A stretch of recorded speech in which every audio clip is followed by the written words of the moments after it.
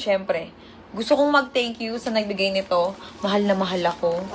Ayan, 9 years na niya akong minamahal. Si Sir, yung tumulong sa amin ng anak ko noon. Ayan, thank you dito, Sir. At meron pa tong pa-corona. Shot mo.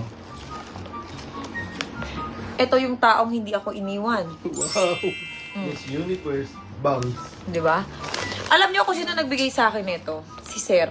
Yung nasa vlog ko dati na tumulong sa akin nung panahong iniwan, hindi mo ako iniwan, nung panahong buntis ako.